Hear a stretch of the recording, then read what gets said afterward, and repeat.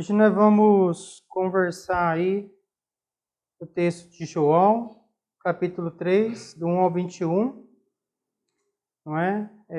A mensagem aí de Jesus a Nicodemos. Jesus a Nicodemos, o novo nascimento. Aqui na Bíblia de Estudo se entende que é o primeiro discurso. O discurso é uma mensagem, assim, uma oratória, essa conversa que Jesus teve aí. Então, agora nós fechamos essas questões de parábolas e agora nós vamos entrar nesses discursos, nessas mensagens de Jesus, tá?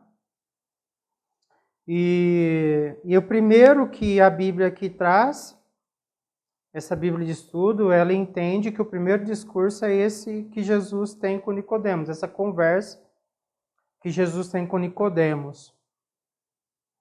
É bem assim, bem profunda mesmo. É um assunto assim complexo, não é simples. Que Deus nos ajude, que Deus esteja à frente dos comentários, porque dá para se comentar muita coisa. Vai muito assim do que Deus tem para nós hoje, mas você pode ter certeza que a mesma mensagem ministrada por outra pessoa, aí Deus vai falar de outra forma, mas vai mandar a mensagem dele.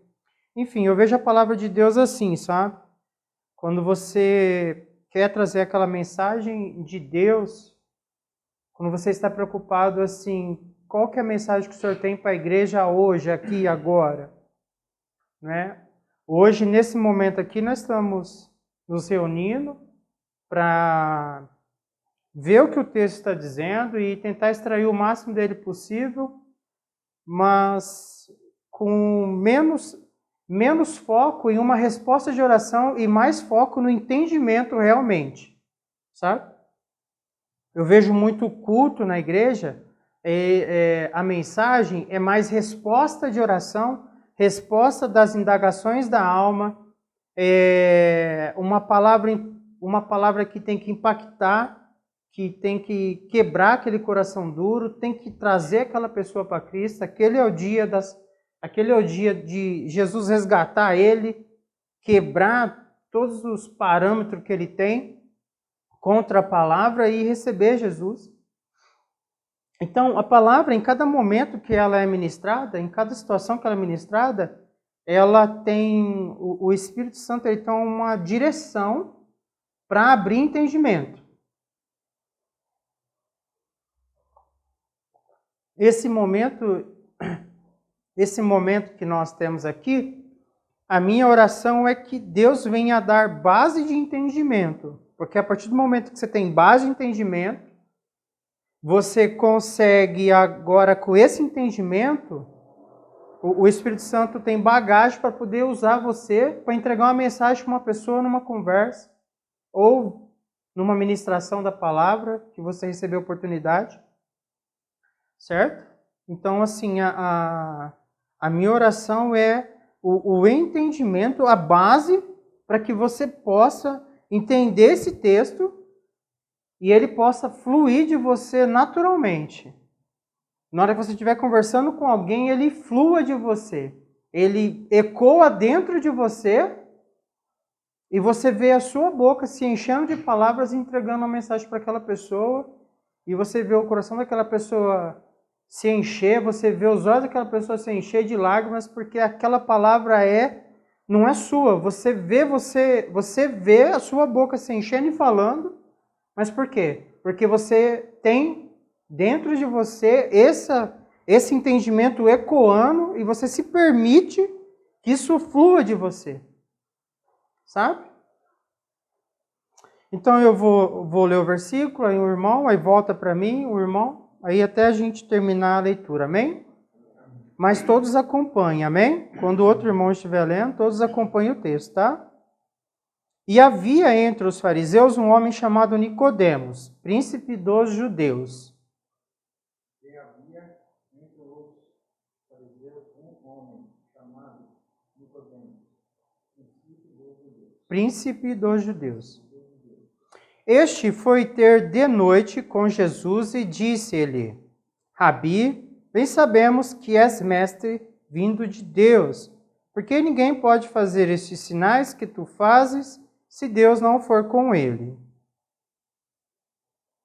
Este foi que de noite com Jesus e disse-lhe: Rabi, bem sabemos que és mestre, vindo de Deus, porque ninguém pode fazer esses sinais que tu fazes, se Deus não for com ele.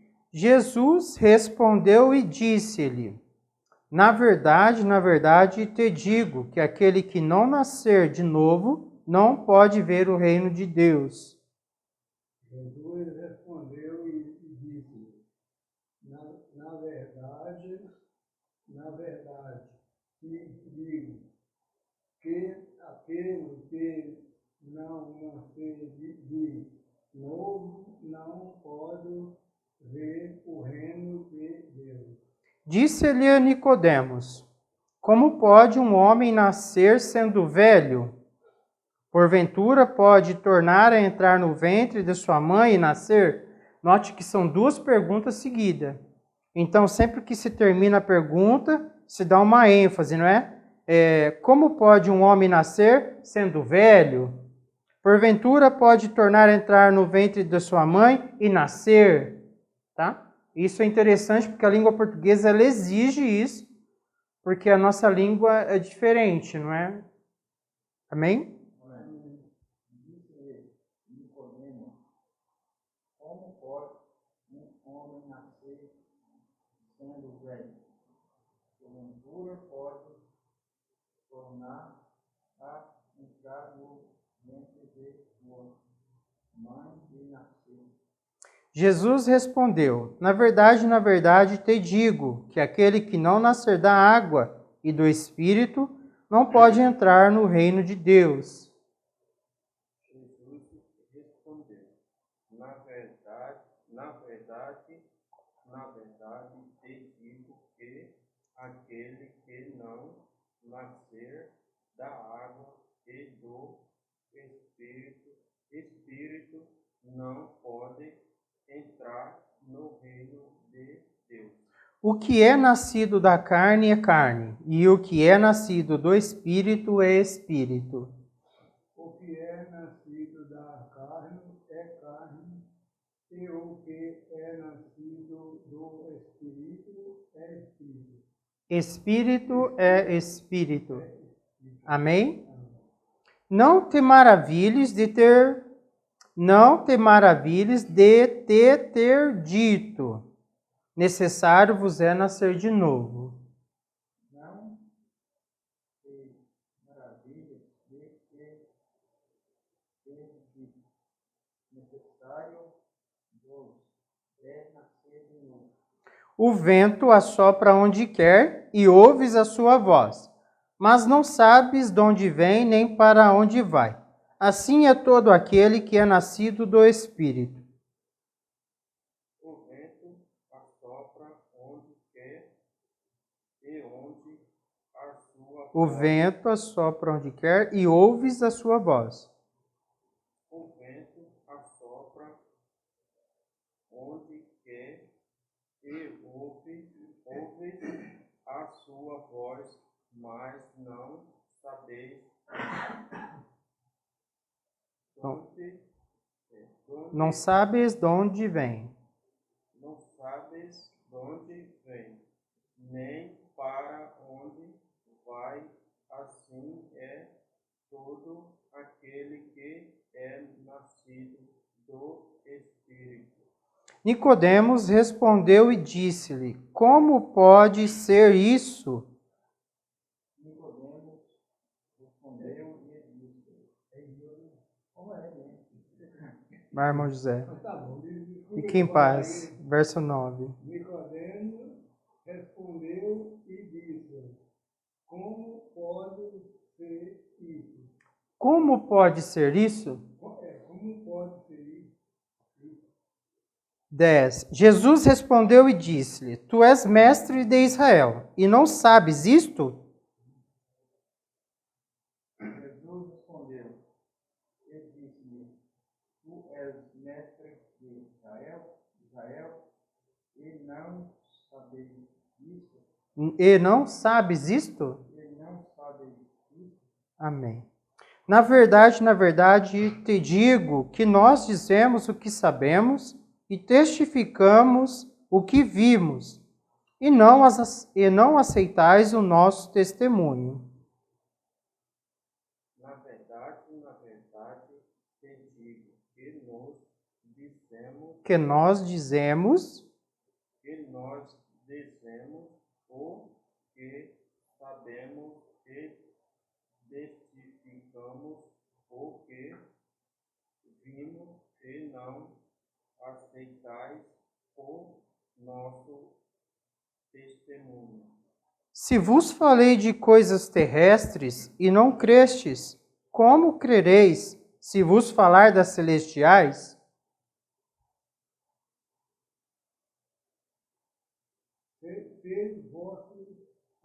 Se vos falei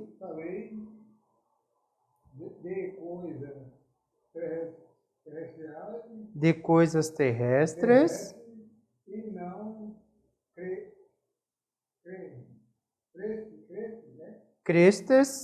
como crereis crereis se vos falarem das celestiais. Isso.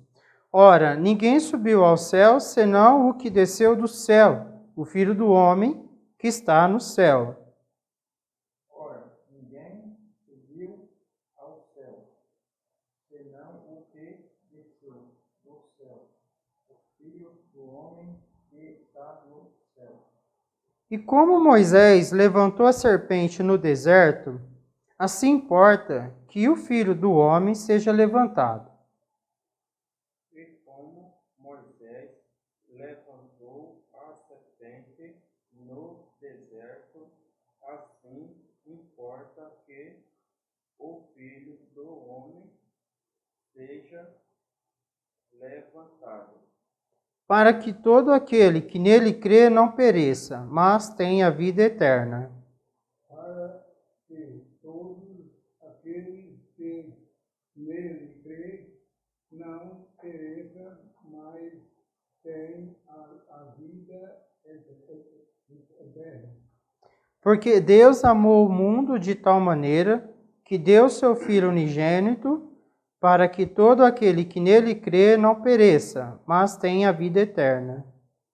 porque Deus amou o mundo de tal maneira que deu o seu Filho unigênito, para que todo aquele que nele crê não pereça, mas tenha a vida eterna. Porque Deus enviou seu Filho ao mundo, não para que condenasse o mundo, mas para que o mundo fosse salvo por ele. Porque Deus enviou o seu Filho ao mundo, não para que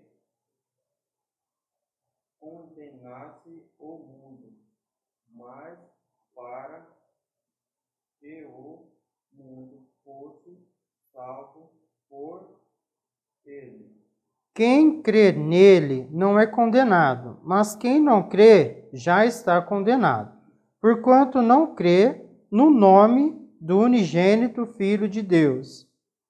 Quem crê nele não é condenado, mas quem não crê já está condenado, porquanto não creio no nome do unigênito Filho de Deus. E a condenação é esta, que a luz veio ao mundo, e os homens amaram mais as trevas do que a luz, porque as suas obras eram más. E a condenação é esta, que a luz veio ao mundo, e os homens amaram mais as trevas do que a luz, eram más. Porque todo aquele que faz o mal aborrece a luz e não vem para a luz, para que as suas obras não sejam reprovadas.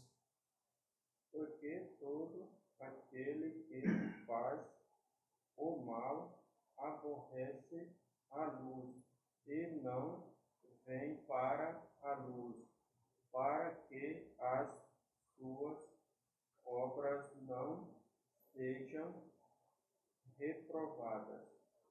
Mas quem pratica a verdade vem para a luz, a fim de que as suas obras sejam manifestas, porque são feitas em Deus.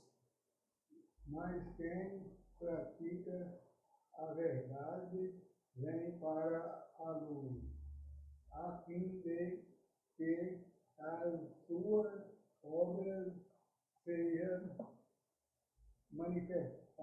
Manifestas, porque são feitas em Deus. são feitas em Deus. Amém? Amém. Bom, Então, vou praticar mais, né? fique em paz, irmão José. Mas todos estão lendo melhor.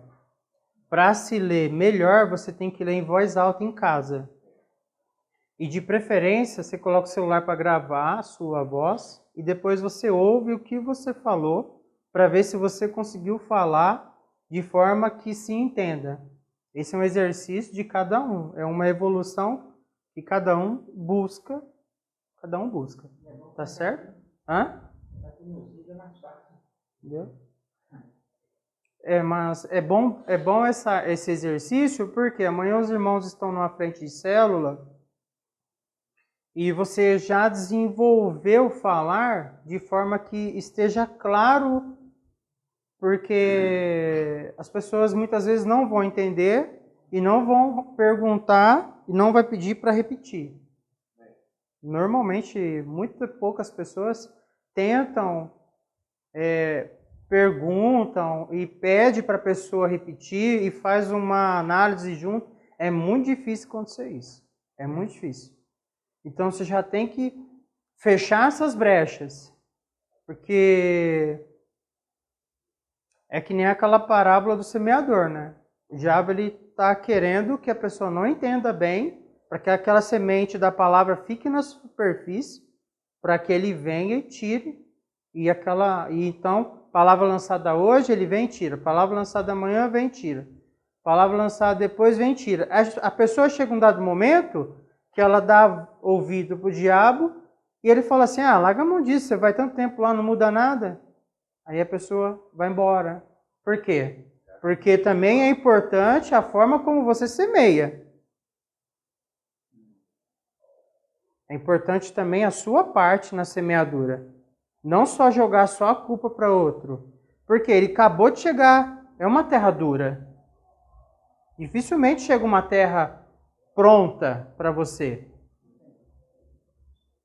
Entendeu? É muito difícil. Você já pegou algum terreno que a terra era dura, aí você chegou, você viu assim, eu vou ter que usar uma picareta, mas mesmo com a picareta eu vou sofrer muito. Então primeiro eu vou molhar esse terreno, vou jogar água hoje, vou jogar água amanhã, vou deixar a mangueira aqui umas 2, 3 horas jogando água nesse terreno, aí agora deu uma amolecida, agora eu vou com a picareta porque pelo menos alguma coisa eu consigo. Então, você tem que ter esse discernimento do terreno que chegou até você.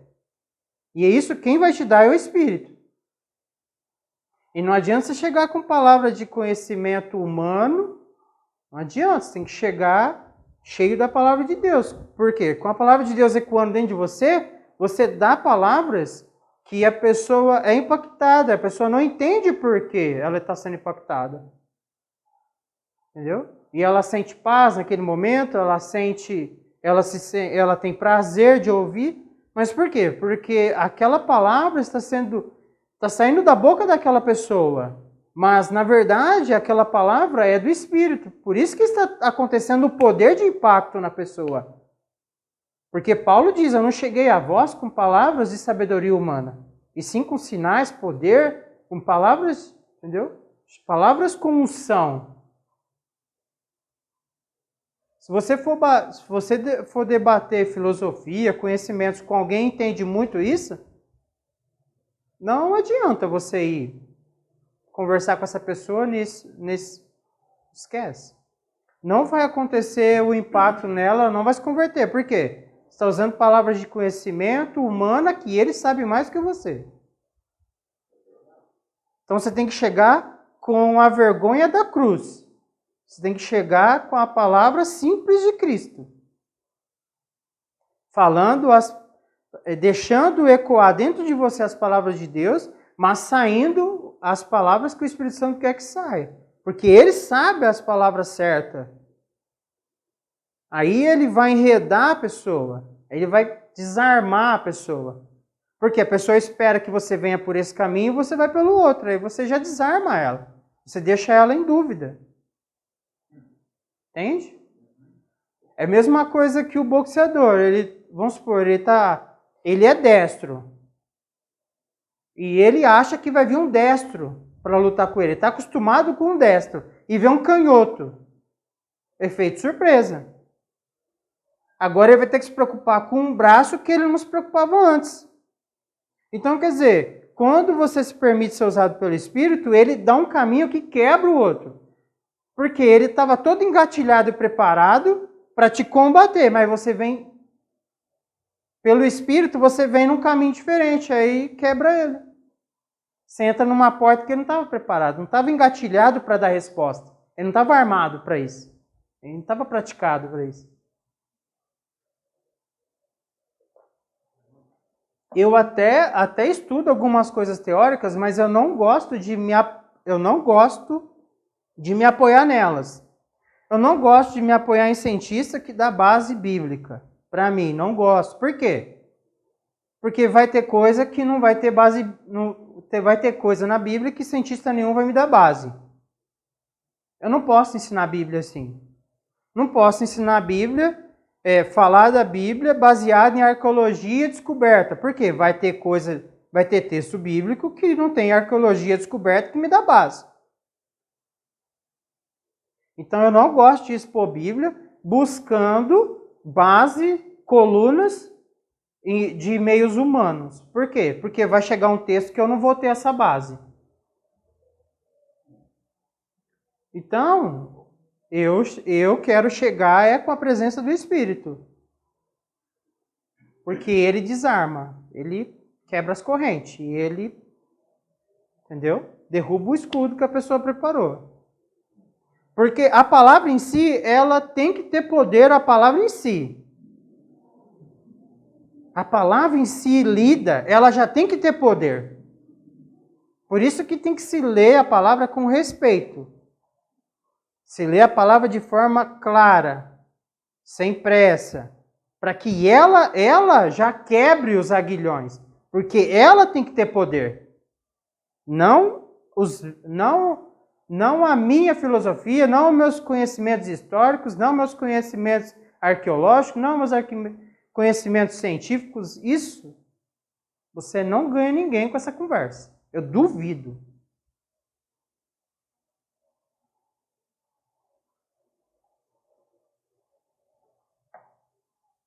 O evangelho é para pobre. O evangelho é para pessoa simples. Não adianta você querer falar muito complexo.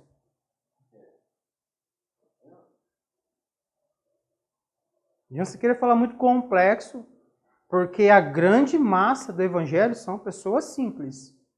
Simples, linguajar simples, vida simples. É a grande massa. O evangelho, ele se multiplica, ele se propaga com pessoas simples. Porque pessoas simples você tem muito mais do que pessoas de alto escalão. Pessoas de alto escalão estão, não é? A maioria das vezes estão muito ocupadas com os seus afazeres, com as suas empresas, e pouco tempo tem para sentar com alguém e falar da palavra de Deus. Está muito em volta de mesas de negócios.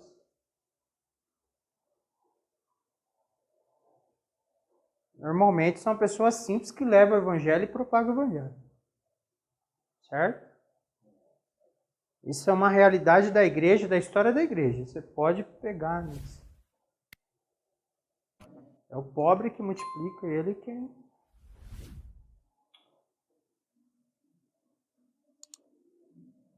Bom, havia entre os fariseus... Bom, vamos lá.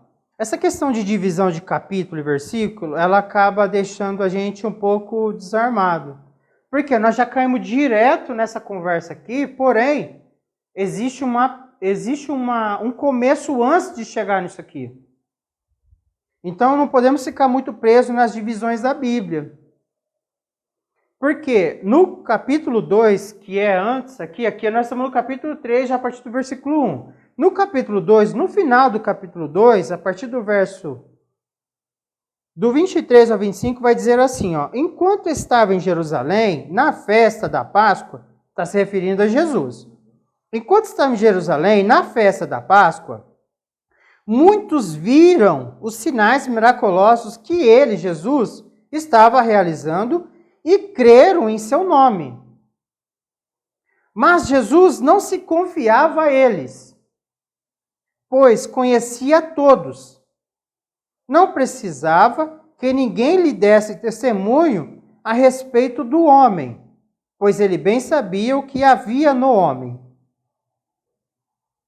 Então, quer dizer, Jesus, enquanto estava em Jerusalém na festa da Páscoa, muitos viram os sinais miraculosos que Jesus estava realizando e creram em seu nome, e creram no nome homem Jesus.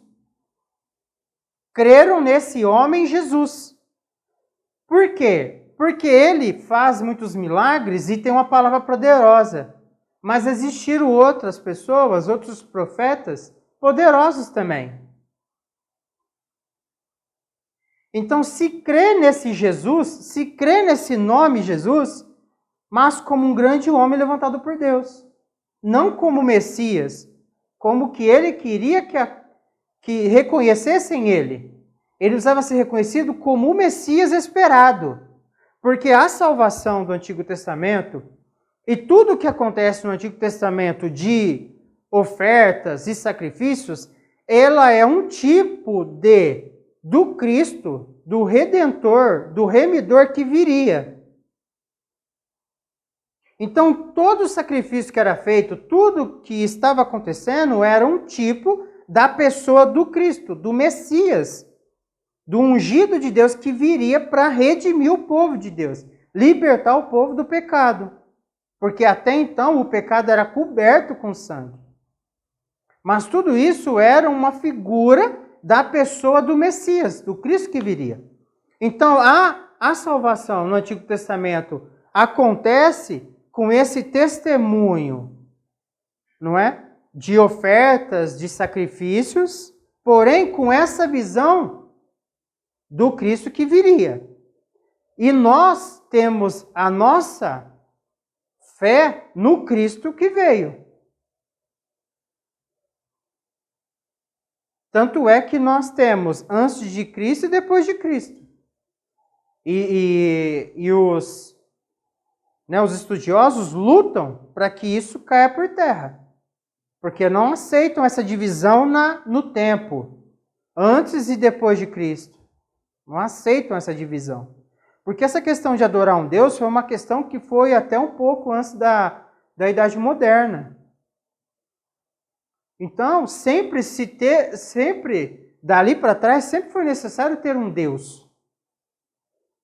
É da Idade Moderna para cá que vem se batendo em cima para quebrar essa questão de se ter um Deus. E eu sempre digo que se você destruir Deus na vida de uma pessoa, você destrói a última esperança dela. Quando o médico falar, não tem jeito, e você destruiu Deus, que seria a última esperança dessa pessoa, para onde essa pessoa vai? Vai para o suicídio. Quando uma pessoa dessa for julgada, numa situação que armaram para ele, e você destruiu Deus na vida dele, para onde ele vai? Não tem mais para onde ele ir.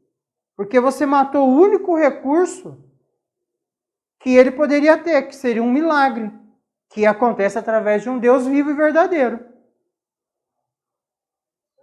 Então, quando se batalha para matar Deus na vida das pessoas, você batalha para matar a única esperança que a pessoa teria numa situação onde não se tem mais chance nenhuma.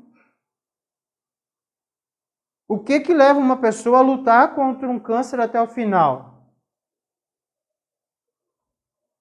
Na hora que o médico chegar e falar assim, já dosei todos os remédios, agora...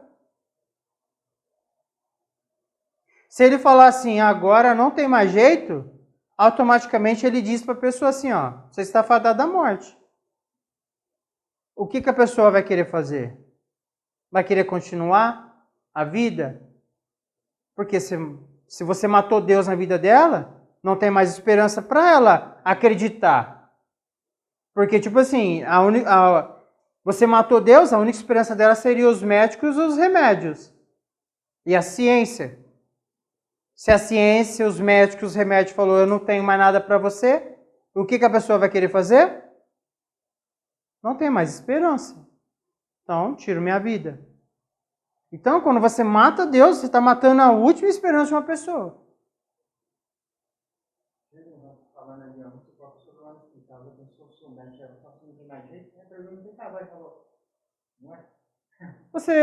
Se a pessoa não tiver uma esperança em Deus, ela fala, então, por que eu vou continuar vivendo? Por que eu vou continuar acreditando numa cura? Por que eu vou continuar suportando a dor? Você matou a última esperança dela. Entendeu? Então, ele veio mas Jesus não se confiava a eles. A eles quem? A essas pessoas, não é? Que creram no seu nome. Creram no nome de um Jesus, um homem poderoso. Que cura, faz milagres e tudo mais. Mas Jesus não se confiava a eles, pois conhecia todos. Não precisava que ninguém lhe desse testemunho a respeito dele. A respeito do homem, o homem Jesus. Pois ele bem sabia o que havia no homem, o homem que estava dando testemunho dele. Havia um fariseu chamado Nicodemos, uma autoridade entre os judeus. Príncipe dos judeus ou uma autoridade, né, dos judeus. Este, Nicodemos, foi ter de noite com Jesus e disse, Rabi, mestre. Rabi significa mestre. Bem sabemos que és mestre vindo de Deus, porque ninguém pode fazer esses sinais que tu fazes se Deus não for com ele. O que nós temos aqui? Por que eu li os versículos anteriores? Nós temos isso aqui. Homem dando testemunho do homem Jesus. Não é? Porque bem sabemos que tu és mestre, vindo de Deus. Porque ninguém pode fazer os sinais que tu fazes se não for com Deus. Então Deus é contigo. Você é um grande homem levantado por Deus. Ele pode ver que ele não fala que Jesus é o Messias. Ele está reconhecendo um grande homem de Deus. Já há muito tempo, Deus não levanta um profeta com tal poder. Porque se você pegar os históricos de milagre de Jesus, alguns milagres de Jesus são milagres que já aconteceu com grandes homens de Deus. Jesus curou leproso, só que Eliseu também curou. Jesus multiplicou pão, só que Eliseu também multiplicou. Em menor proporção, mas também fez. Então, existem vários milagres que Jesus faz, muitas coisas que acontecem. Jesus fala assim, ó, vocês dizem que eu expulso o demônio por Beelzebu, mas por quem expulsa demônios os vossos filhos? Então, quer dizer que outras pessoas também expulsavam demônio das pessoas. Então, note que milagres e alguns acontecimentos que Jesus faz, para grandes homens de Deus também fizeram. Só que quando Jesus anda sobre as águas, os discípulos falam, Reconhece, por quê? O único que pairou sobre a água é o Espírito, lá em Gênesis. Quando ressuscita Lázaro no quarto dia, e já faz isso perto da crucificação. Por quê? Porque no quarto dia, nenhum profeta, nenhum grande homem de Deus poderia ressuscitar alguém. Então, existem alguns milagres que são sinais que ele é totalmente Deus, mas são cartas na manga que acontecem muito próximo já da morte. Por quê? Porque a ideia realmente não... Nós lemos algumas parábolas, né? Que Jesus fala assim, eu falo em parábolas para que eles não entendam, porque se eles entendessem, eles creriam e seriam salvos. Então, Jesus dá a deixa, porque assim, vocês estão de coração endurecido, vai continuar. Eu não vou fazer algo aqui extraordinário, porque o teu coração está endurecido, então aí vai continuar, e você vai ter salvação. Jesus fala para Tomé, bem-aventurado aqueles que creram, mas não precisou pôr o dedo na chaga. Não precisou pôr o dedo nas feridas. Bem-aventurado aqueles que creem sem precisar ver, Tomé. Vê assim, como você exigiu. Você exigiu ver e pôr a mão e sentir. Aí Jesus fala, um espírito não tem carne, um espírito você não toca. Só que aquele corpo, ele passa a parede. Então, quando ele permite, você toca nele. E não tem testemunho de pessoas que foi visitado por médico, foi visitado por alguém, e aí depois fala assim, tal pessoa veio aqui, não sei o quê. Aí fala assim, impossível. Ninguém entrou aqui. Impossível, nessa noite não tinha médico homem, só tinha mulher aqui. Não tinha nenhum homem essa noite. Como que você foi visitado por um médico homem? Entende?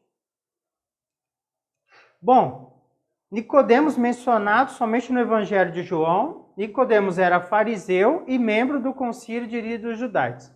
Fariseu é uma das seitas do período, não é? Nós temos fariseus, nós temos saduceus, nós temos a linhagem dos escribas também, né? O pessoal, os escribas que são os copistas da lei, aqueles que copiam, não é? Mas ele era fariseu. Quer dizer, ele era um dos membros que jejuava 2 vezes por semana, dava esmola, eram os mais piedosos. Estava no templo, não é? Todas as vezes do dia, fazia todas as orações como regra, fazia todo o ritual. E outro, ele era membro do Sinédrio. Não era qualquer um que fazia parte do Sinédrio. Sinédrio, eu já achei aí em livros 72 pessoas e outros já ouviu falar que 71 pessoas. Enfim, está nessa casa aí dos 70, 72 anciãos. Então não é qualquer um em Jerusalém, porque ele é um dos 70, 72 homens, ancião. Né?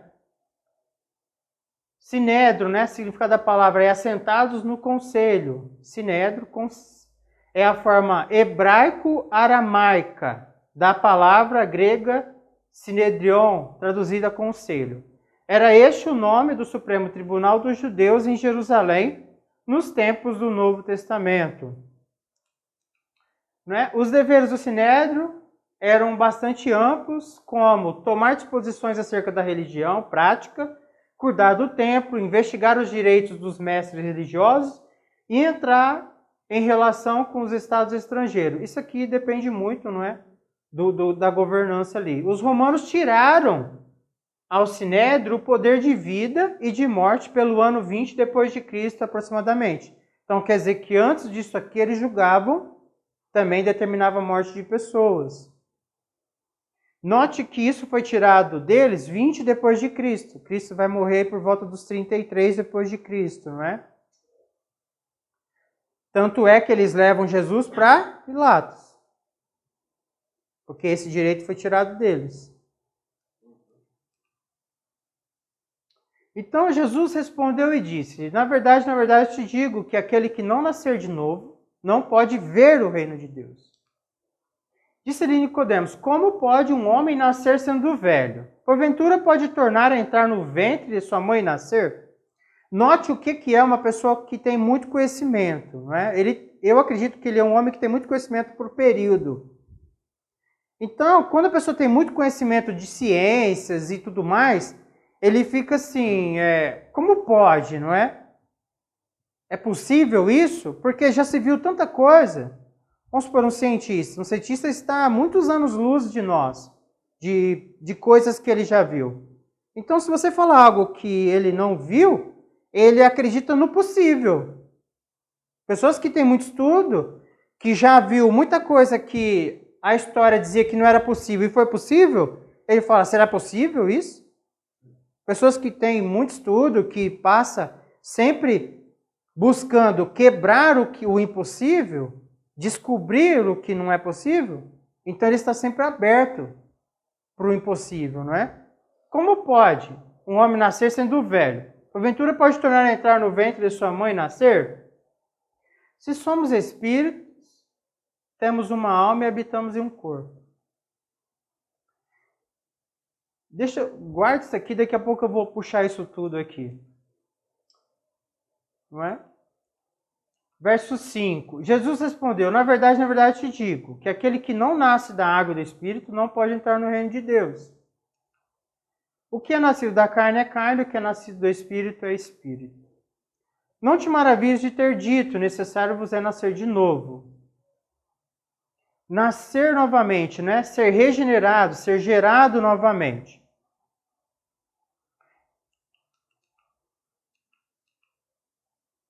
Então, vamos lá. Agora eu trouxe aqui o verso 3 e o verso 5. No verso 3 vai dizer assim, ó. Na verdade te digo, que aquele que não nascer de novo, não pode ver o reino de Deus. E no verso 5 ele vai dizer, na verdade te digo, que aquele que não nascer da água e do Espírito, não pode entrar no reino de Deus. Então note assim, que no verso 3 ele vai falar assim, o que não nascer de novo, não pode ver o reino de Deus. E depois, aquele que não nascer da água e do Espírito, não pode entrar. Hã? Então, nós temos a questão do ver. E depois nós temos a questão do entrar.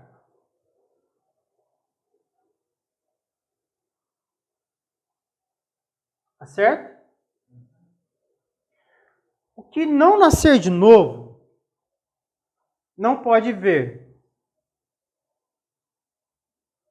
Então precisa nascer de novo.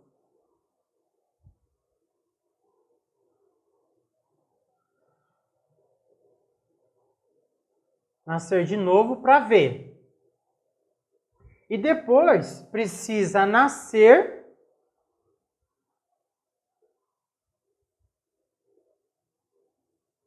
da água e do Espírito. Note que Espírito está com letra maiúscula. Esse é uma forma de mostrar para nós que esse Espírito é a pessoa do Espírito Santo. Tá? Então, ó, necessário vos é nascer de novo. Se não nascer de novo, não pode ver o reino de Deus. O que eu entendo? Se você não conseguir ver, você não deseja entrar. Entende? Se você não tiver seus olhos abertos, você não deseja entrar em algo que você não vê. Então, na verdade eu te digo que aquele que não nascer de novo não pode ver o reino de Deus. Aí Nicodemos vai falar assim para ele: como alguém pode nascer sendo velho?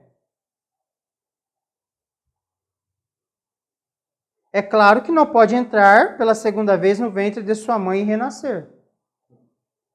Por que eu pus aquela questão que nós somos um espírito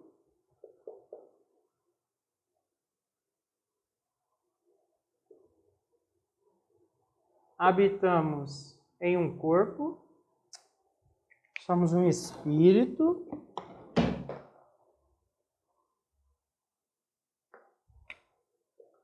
nós temos uma alma e habitamos em um corpo.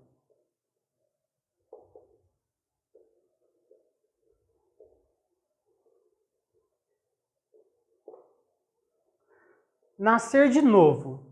O que aconteceu? Se você pensa que você é só carne, você não consegue entender. Você precisa conceber que você é um espírito. Você é um espírito. E você tem uma alma. Aqui são duas coisas que não se tocam. São duas coisas imateriais. Então, você é um espírito. E só um espírito gera um espírito. João vai escrever, se eu não estou errado, em 4, não é? Que Deus é espírito e importa que o adoremos em espírito e em verdade. Então, quer dizer, só um espírito pode gerar um espírito.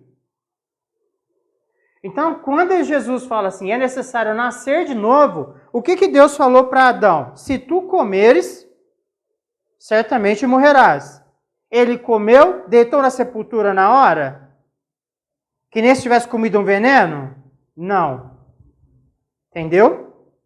O que aconteceu? O espírito está morto. Ele está desligado. Ele não tem para onde voltar. Ele não tem casa de habitação. Na hora que essa máquina, o corpo dele, acabar, porque uma hora ela finaliza. De algum jeito ou de outra, o corpo humano, uma hora ele desliga. Então ele não serve mais de habitação para o espírito. E o que é a alma? A alma é a psique. O que é isso? Já no ventre da sua mãe, já no ventre, começa a ser depositado no ventre. Está conseguindo ver aí, irmão Zé? No ventre, começa a ser depositado sentimentos, iniquidade,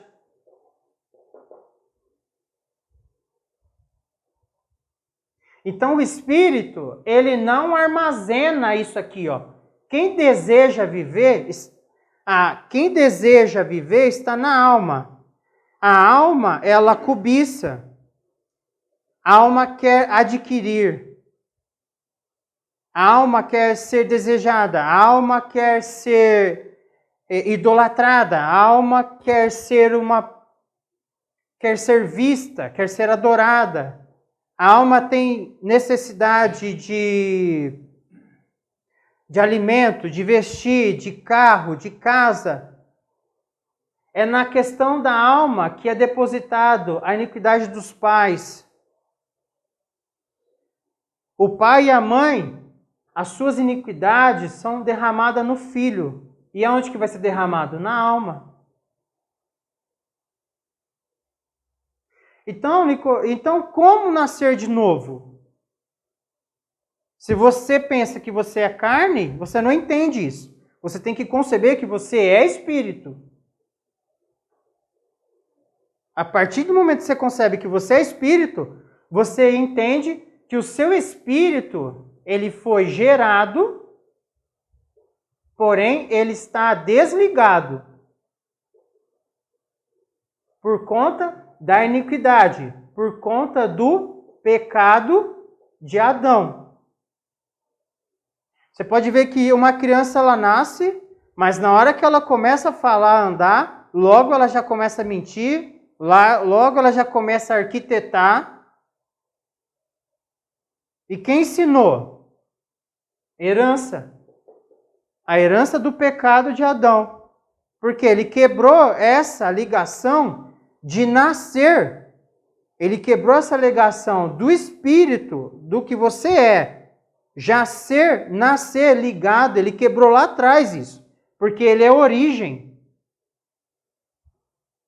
Então, Adão era a origem. Jesus vem para restaurar o que Adão perdeu. Então você precisa nascer de novo. Você precisa ser gerado novamente.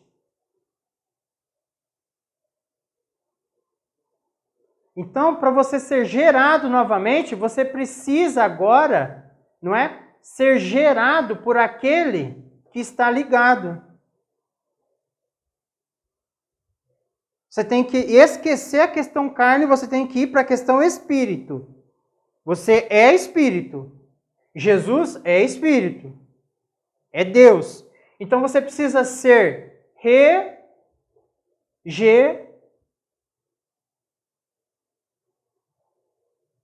regenerado, gerado novamente. A partir do momento que você entende que você é espírito, você entende isso. Você precisa ser gerado novamente. Aonde que você vai ser gerado novamente? Em Cristo. Porque Cristo é o Filho unigênito, certo? Então, se eu estou nele e ele está em mim, eu sou. Então, quando o meu corpo falir, o meu espírito, ele tem para onde ir. Porque ele tem Pai. Entendeu? Então, necessário é nascer de novo. Se você entende que você é carne, você não entende isso. Você tem que entender que você é espírito. Você tem uma alma que é por conta da condição, não é? A condição aonde Deus castiga o pecado, castiga a iniquidade. As inclinações estão aqui, ó, na alma. As inclinações para pecar, as inclinações para adquirir mais do que é necessário, ela está nela, por conta do que foi derramado através dos seus pais. Por isso que a salvação é individual, porque você precisa agora aceitar o Filho de Deus para você ser gerado novamente, regenerado, e o teu espírito agora está ligado, porque ele foi gerado pela justiça de Cristo. Então ele é gerado novamente. Então agora ele é gerado novamente, então ele renasce ligado. Então, a partir do momento que você recebe a justiça de Cristo em você, você agora passa a enxergar o reino de Deus e desejar. Então, só isso não basta. Porque você precisa também, agora, você passa para o segundo passo. O que é? Todo aquele que aceita Cristo recebe o poder, a virtude. Quem que é esse poder, a virtude? O Espírito Santo. Para que você possa se tornar filho de Deus. Porque não basta você só ser gerado. Você precisa também transmitir a imagem do seu pai, as atitudes do seu pai, os desejos do seu pai, não os desejos da carne, não os desejos de Adão, a rebeldia, a desobediência. Porque em Cristo, o que prevalece? A obediência, não a desobediência de Adão. Entende?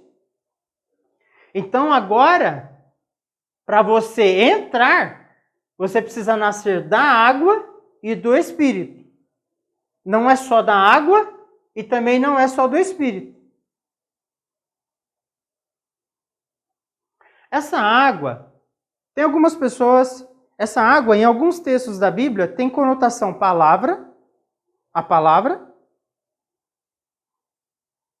E em alguns momentos na Bíblia ela tem a conotação também, né, do Espírito, não é? Fluirão rios de água viva. Falava do Espírito. E também tem outros que concordam que essa água aqui é o batismo para arrependimento. João Batista vinha, eu batizo com água para arrependimento dos pecados. Então, eu acredito assim, que não adianta eu pegar e entender uma coisa isoladamente.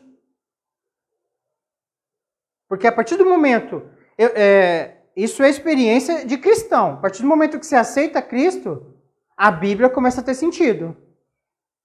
Você começa a lembrar das palavras da Bíblia. E você começa a entender as palavras. E aquilo tem sentido para você. Mas antes de você aceitar Cristo, as palavras da Bíblia... Eu lembro que eu tive essa experiência. Eu fiz uma leitura antes de aceitar e uma leitura depois. Antes, não conseguia entender nada. Não conseguia nem ler. Para mim, entendeu? Aquilo era impossível de ser lido. Não conseguia ler. Não conseguia. Aceitei Cristo, no outro dia eu fui ler totalmente, uma experiência totalmente diferente. Então a água, eu acho que a água eu entendo assim, que a água é palavra. A lei, ela é enferma. O que a lei é enferma? A lei, a letra, ela não tem poder para me constranger a obedecê-la. Por quê? Eu sou um desobediente. Mas quando eu recebo a justiça de Cristo, quando eu recebo Cristo, eu recebo o obediente. Então, Cristo prometeu, falou assim, eu vou para o Pai e rogarei ao Pai o Consolador, o Espírito Santo, porque vós não ficarão órfãos. Então, a partir do momento que eu aceito Cristo, a justiça de Cristo é imputada em mim, a pessoa do Espírito vem para mim também. E ele é obediente. Então agora ele me constrange a obedecer a palavra. Ele me constrange ao batismo de arrependimento. Porque ele me convence do pecado. Então eu consigo ter um arrependimento verdadeiro e ir para o batismo de água. Igual João vinha falando. Eu batizo com água para a remissão de pecados. Mas tem um que vem e já está entre vós, que batizará com fogo. Então, a palavra sem o Espírito Santo, sem a justiça de Cristo, ela é enferma. Por quê? Eu transgrido ela. Não é? Então eu estou usando aqui a água, estou abrangendo a palavra água. O entendimento da palavra água. Estou abrangendo. Então água, palavra, lei. Lei sem Espírito Santo não tem força em mim. Mas a lei, quando eu recebo Cristo como meu único intercessor e Salvador, e o Espírito Santo vem habitar em mim, a justiça de Cristo é imputada em mim, agora eu tenho o Espírito Santo que me constrange, que me convence do pecado, eu tenho um arrependimento verdadeiro, faço uma confissão pública, batismo em água, entendendo, não é? Os meus pecados, confissão que eu sou um pecador, agora com entendimento, com o Espírito Santo eu tenho entendimento, com o Espírito Santo agora a palavra de Deus, a lei, tem força, porque agora ele me constrange. Então, aí a palavra água, ela, em cada momento na Bíblia, ela tem um entendimento. Em cada momento ela vem para te dar ela é uma figura. Então eu acredito assim que eu não posso isolar essa palavra água só como lei e nem isolar essa palavra água só como o batismo na água. Então eu entendo assim que essa palavra água ela abrange mais. Porque ela junto com o Espírito Santo. Eu não posso tirar Eu não posso ler assim, ó, não nascer da água não pode entrar no reino de Deus. Não posso fazer isso. Não nascer do Espírito não pode entrar no reino de Deus. Não posso isolar. Precisa nascer da água e do Espírito. É uma coisa que se estão ligados. Aqui, ó, Espírito e alma. Isso anda junto. Isso não se desconecta. Aonde estão todas as suas lembranças? Estão todas as suas inclinações? Aqui. Então, quando você tem o Espírito, com letra maiúscula, está ligado no teu espírito, que é o que você é, agora você tem vida. Então, agora você nasce novamente. O seu espírito, ele é regenerado. Ele é gerado novamente. Então, se as pessoas que entendem que nós somos só carne, que não somos mais nada que isso, faz que nem Nicodemos. Poderia um homem já velho entrar no ventre da sua mãe? Aí Jesus vai falar, mas tu és mestre em Israel? Não entende essas coisas? Tu é o cara que ensina, tu é o cara que sabe do negócio. E eu falei isso, você não está entendendo? Porque essas questões de espírito e alma aqui já é questão que filósofo já debateu muito já. Tem algumas pessoas que não acreditam nessa divisão, espírito e alma.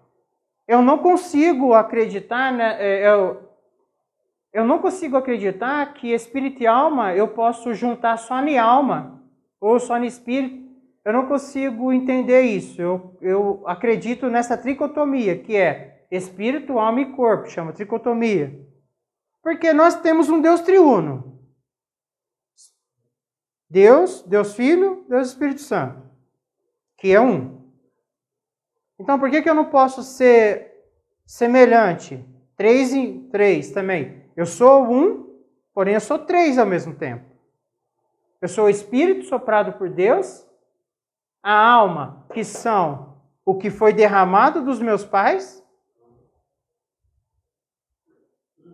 Porque a partir do momento que o meu espírito é regenerado, que eu tenho o Espírito Santo comigo, esse Deus poderoso, agora eu começo a trabalhar a minha alma para que ela tenha prazer nas coisas de Deus, não mais na carne, não mais no mundo.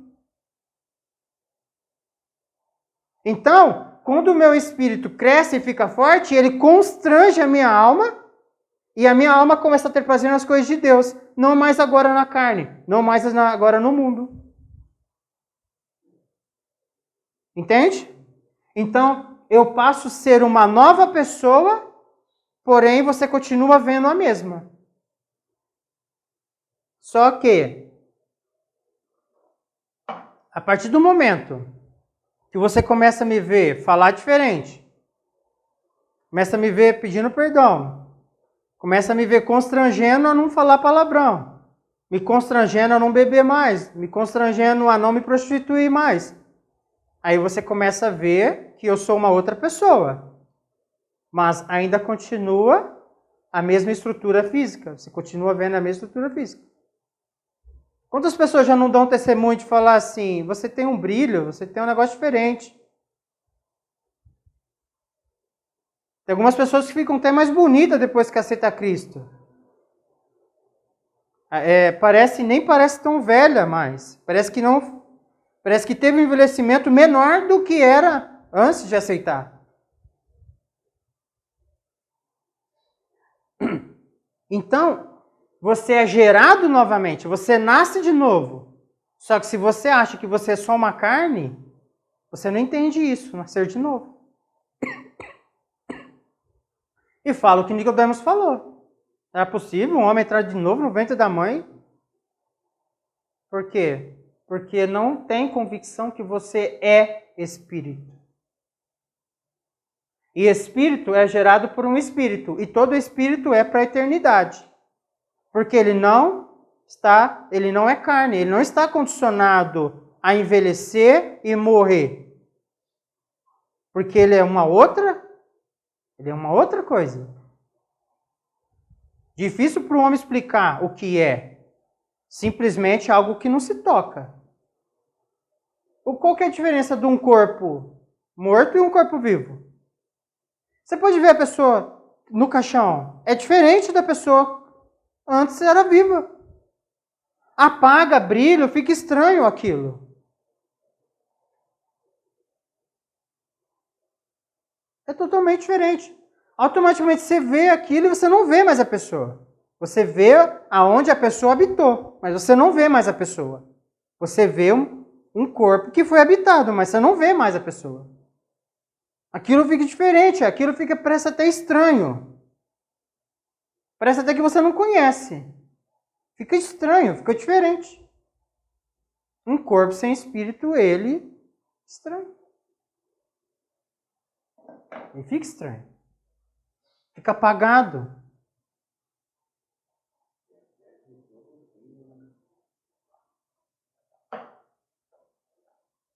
Então, por isso que eu puxei aqui atrás a questão de ser regenerado, ser gerado novamente, e também da questão lá, não é? Espírito, alma e corpo. Tricotomia. Tem pessoas aí muito estudadas, muito grandes, que não acreditam na tricotomia. Eu não discuto. Eu não consigo entender evangelho, eu não consigo entender se eu não fizer essa divisão, sabe?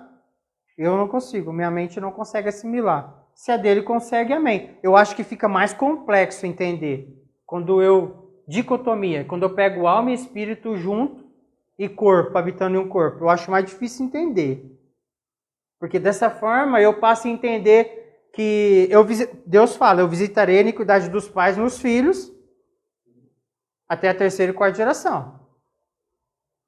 Então como que Deus vai visitar se eu não tenho inclinação para cometer os mesmos pecados que os meus pais cometiam? Porque essas inclinações estão na alma, não estão no espírito da pessoa. Entendeu? Lá na eternidade nós vamos saber isso certo, porque isso é...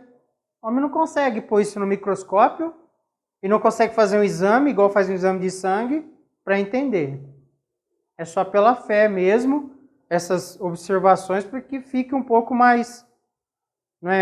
que você possa manusear essas informações e passar ensino. Porque não é um negócio que eu ponho no microscópio e não é que nem um exame de sangue que eu faço e vejo lá tudo que compõe. Não tem como você fazer isso. Porque é um negócio que não se toca. É um negócio que sabe que existe. Aí, verso 8. O vento assopra onde quer, e ouves a sua voz, mas não sabes de onde vem nem para onde vai. Assim é todo aquele que é nascido do Espírito. Espírito, novamente, letra maiúscula. Por quê? Se é nascido do Espírito, é porque já entrou no reino. Sim? Não é?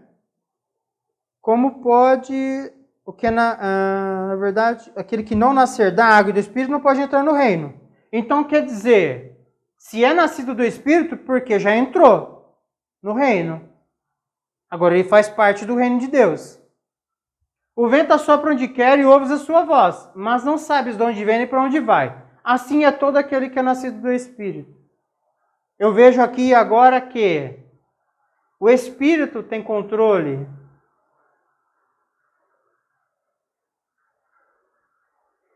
Porque para onde a pessoa vai e para onde a pessoa deixa de ir, agora é controlado por ele, pelo Espírito de Deus. Porque a pessoa aborrece a sua carne, a pessoa não luta, muitas pessoas abrem mão dos seus sonhos. Tem alguns sonhos que dá para conciliar, mas tem alguns sonhos que não dá para conciliar. Agora que ele está no reino de Deus, ele tem que abrir mão. Ele aborrece a sua carne, ele aborrece a sua alma, os seus desejos, porque ele não pode mentir mais, ele não pode fazer mais negociações ilícitas, ele não pode fazer muita coisa mais.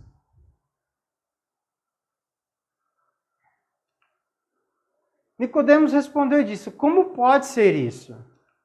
Jesus respondeu isso. Tu és mestre de Israel, não sabes isso? Essas questões de espírito e alma, existe muita literatura que é uma coisa terrestre. E não é de hoje. Essas questões de filósofos é antes de Cristo. Por volta de 300, 400 antes de Cristo. Já se começava a se debater essas questões de espírito e alma. Porque o homem, qual que é o sentido da vida do homem? Então quer dizer que quando chegou aqui, esses conhecimentos já eram terrestres. Tu és mestre de Israel, não sabes isto? Na verdade, eu te digo que nós dizemos o que sabemos e testificamos o que vimos. E nós aceitais o nosso testemunho. Dizemos o que sabemos e testificamos o que vimos. Nascer de novo para ver.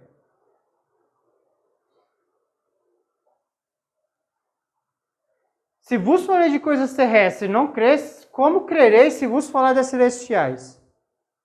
Porque não se toca. É pela fé que você vai acreditar.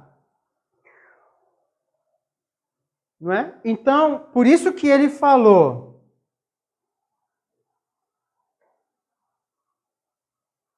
É necessário vos é nascer de novo. Verso 7. Não te maravilhes de ter dito, necessário vos é nascer de novo. Quer dizer, nascer de novo é um requisito obrigatório para se entrar no reino. Se nasce de novo, é regenerado, então abre-se os olhos para ver. Passa para a próxima fase, não é? Que é nascer da água e do Espírito. Então, entra no reino de Deus.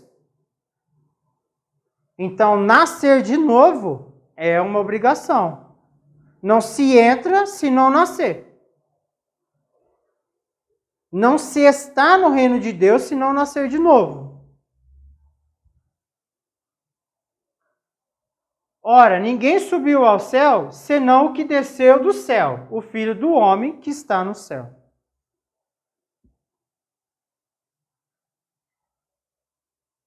Aqui, eu entendo, e também estão em alguns estudos, né, que essa questão aqui, que o que desceu do céu, o Filho do homem, Jesus está falando de si. Eu sou o Messias. Eu sou aquele que viria. Então eu vim do céu.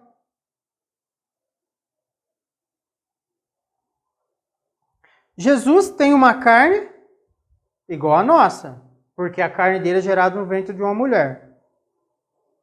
Jesus tem alma, que é a psique, a mente, as emoções de Maria, as emoções do dia a dia influenciam. Porém, o espírito dele, a concepção dele não é semente de homem.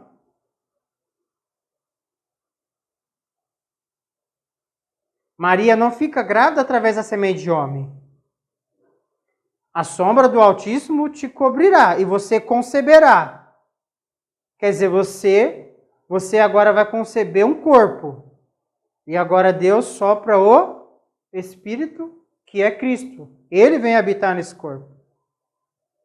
Por quê?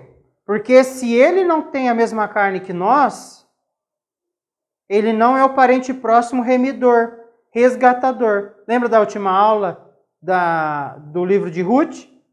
Boaz? Precisa ser parente próximo. Então, como que Cristo vai nos resgatar? Como que a justiça de Cristo vai ser imputada para resgate nosso se ele fosse diferente? Se ele fosse um ser angelical? Se ele fosse com... Entendeu? Ele não seria o parente próximo resgatador como a lei exigia. Novamente nós caímos na questão da lei. A lei exige um parente próximo para resgate, para remidor. Só que, se ele deve a mesma dívida que nós, como que ele paga a nós?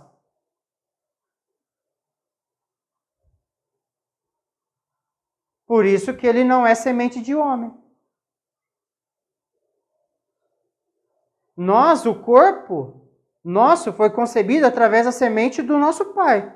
Mas o corpo concebido em Maria não foi concebido por José. Porque se fosse, ele não poderia pagar a minha dívida. Se você chega no banco devendo, como que você chega lá e paga a minha dívida? O banco fala assim, pague primeiro a sua.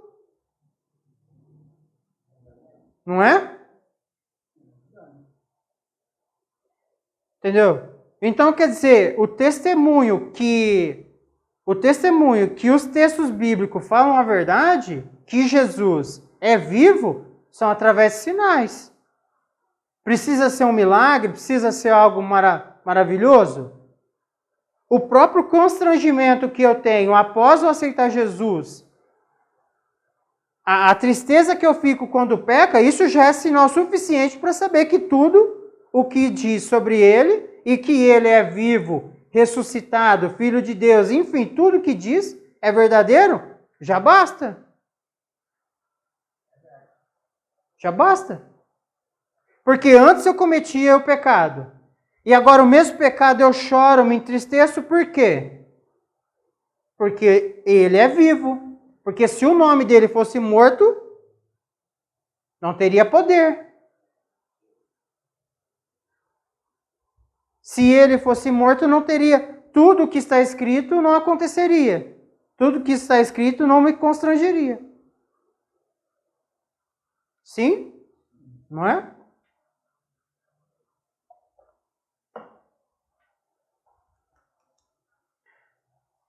Aí Jesus vai falar, e como Moisés levantou a serpente no deserto, assim importa que o Filho do Homem seja levantado. Ponto e vírgula. Continua. Para que todo aquele que nele crê não pereça, mas tenha vida eterna. Tem um outro vídeo que eu gravei só falando dessa analogia entre Cristo e a serpente. Eu vou mandar para os irmãos também. E vou ver se eu deixo no final do vídeo também como indicação esse vídeo. Por quê? Porque só aqui já dá 1 hora de conversa. Só nessa analogia entre a serpente no deserto e Cristo, só nesse momento aqui já dá quase 1 hora de conversa. E como Moisés levantou a serpente no deserto, assim importa que o Filho do Homem seja levantado, para que todo aquele que nele crê não pereça, mas tenha vida eterna. Jesus está trazendo um acontecimento no deserto, que era conhecimento de todos, que foi a murmuração, o pecado da murmuração contra Deus e contra Moisés. Moisés é o servo do Senhor. Deus fala assim, Moisés começa ali, quando Moisés tem aquele papo com Deus na sarça, Moisés não quer voltar. Moisés não quer aquela conversa, envia outro. Sabe? Aí Deus fica nervoso com ele. Por quê? Ele começa assim, não, eu não falo bem. Não é? Tipo, manda outro. Não quero essa conversa não. Eu não faço questão desse negócio não. Pode mandar outro. Aí Deus fica nervoso com ele. Não é Arão teu irmão? Então ele falará por ti. Você será como Deus e ele será como profeta. Entendeu?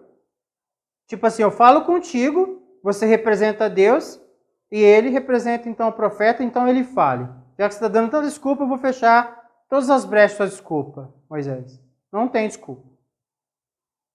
Então, o povo murmura contra Deus e contra Moisés. Por que murmuram? Porque não entra na terra prometida, volta a peregrinar, não é? E falam, né? Você trouxe nós para morrer no deserto e esquece todos os erros deles. E atrai maldição sobre si. O povo, com aquela murmuração, com aquele pecado da murmuração, fala assim, esse maná, esse pão vil, despreza o pão diário que Deus dá no deserto. Então o povo atrai um pecado sobre si. E esse pecado da murmuração traz as serpentes. E chama de serpentes abrasadoras, né? São serpentes com veneno mortífero. E o povo começa a morrer. Aí o povo se arrepende da murmuração e vai até Moisés. Moisés, pecamos contra Deus e contra ti. Peça para Deus tirar a serpente do meio de nós. Aí Moisés vai até Deus. Aí Deus fala assim, Moisés, faça uma serpente de bronze. E todo aquele que olhar para ela vai ficar livre do veneno e vai viver. Então tinha que olhar para a serpente de bronze crendo. A serpente de bronze é um espelho da serpente que está matando, sim? Mas a serpente em si mesmo não mata, o que mata é o veneno, que começa a correr agora dentro do corpo da pessoa. Então a figura da serpente, não é? Ela traz ali, porque é ela quem injeta o veneno. Então todo aquele que é picado por uma serpente, olhando para a serpente, crendo, fica livre do poder do veneno e vive.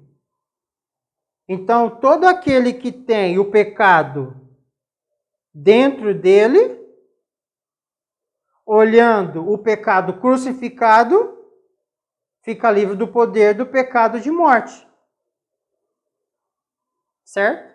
E você está livre agora do poder da segunda morte. Porque é esse a intenção de Jesus. A primeira morte até Jesus passou. Ele veio para a segunda morte. Porque depois da falência do corpo, o seu espírito precisa ter para onde ir. Não pode ser órfão. Então Jesus vai falar, e como Moisés levantou a serpente no deserto, assim importa que o Filho do Homem seja levantado. Uma comparação direta. Então todo aquele que estava com o veneno da serpente, olhando para a serpente de bronze, semelhante, fica livre do poder do veneno que mata. Então todo aquele que tem o pecado dentro dele, olhando para o pecado crucificado agora em Cristo, não é? Porque diz que o Pai colocou todas as nossas transgressões sobre ele. E ali é pago a nossa dívida. Então você olha para Cristo, minha dívida está pago. Crendo nisso, você fica livre agora do pecado de Adão, que faz nós termos inclinação para o pecado que nos leva à morte, à segunda morte.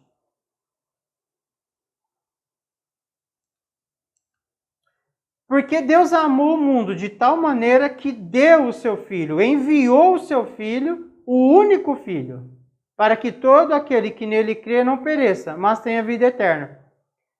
Você vê que frisa muito assim, ó, é o único Filho. Porque se não falasse que é o único, poderia ter questionamento que existe mais. Você vê que o Espírito Santo não coloca a palavra à toa. Por quê? Ele já coloca a palavra amarrando as conversas do homem, as manipulações do homem, para fechar a brecha já de ensino errado. É o único. Tem mais? Já disse que é o único. Não tem mais nenhum. Todo aquele que nele crê, não pereça. Não tenha a segunda morte, mas tenha a vida eterna.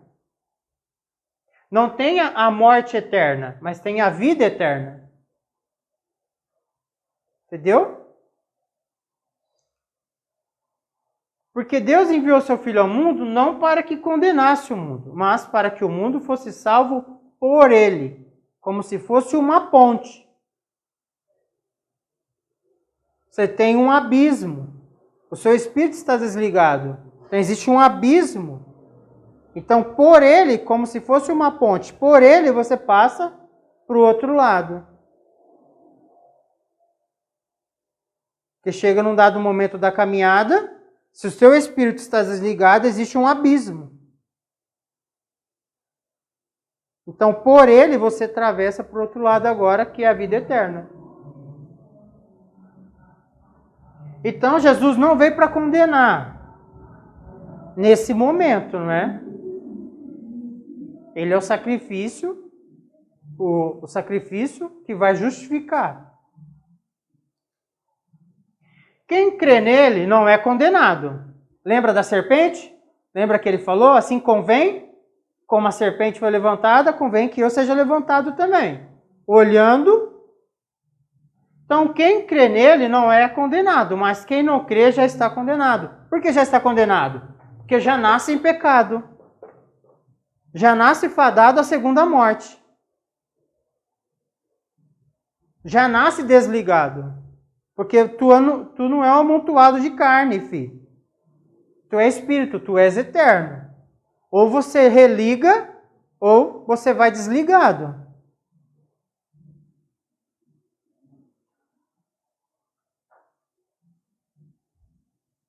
Porquanto não crê no nome do unigênito Filho de Deus.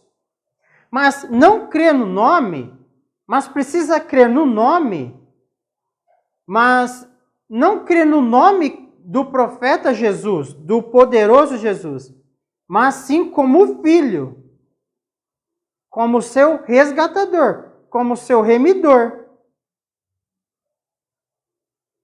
Não pode crer em um Jesus, como eu comecei aqui lendo, no capítulo 2, a partir do verso 23, crendo no poderoso Jesus, que faz milagre, que ressuscita, que cura, que expulsa demônio.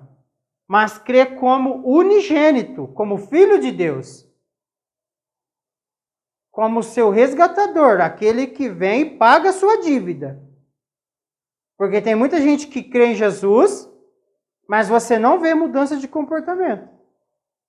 Você não vê mudança de vida. Como um grande homem, palavras sábias, palavras interessantes, grande poder, mas ele não é vivo hoje. Para muita gente, Jesus não é vivo hoje. Não é vivo como meu resgatador, como meu remidor, como o único Filho de Deus que veio e pagou a minha dívida. E eu não estou mais fadado à segunda morte. Agora eu estou ligado no Filho. E se eu sou filho, eu não sou órfão.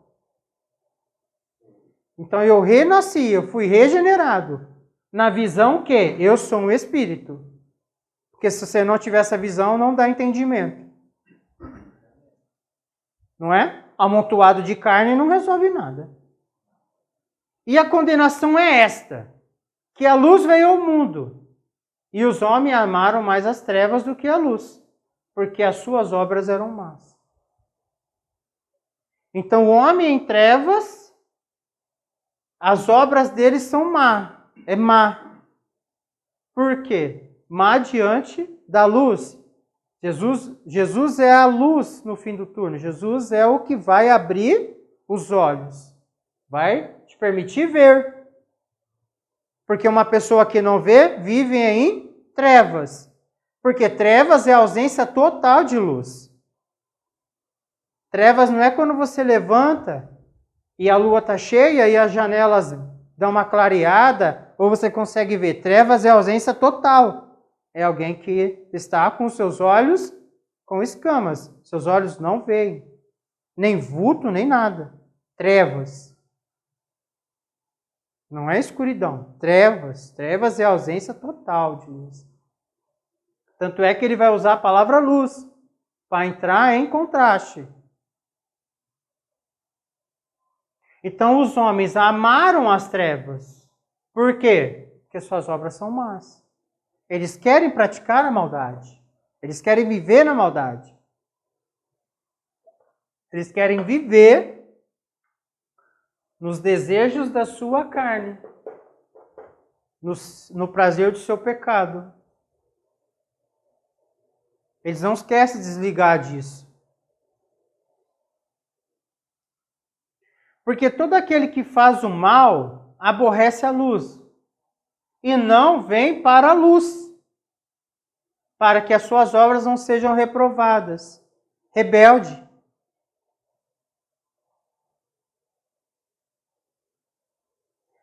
Eu me escondi, porque eu estava nu, eu vi o Senhor, eu estava nu.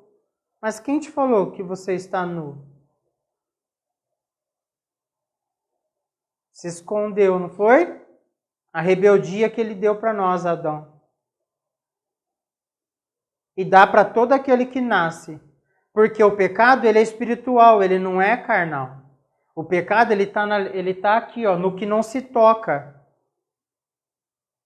Então, toda vez que nasce, derrama o pecado nele.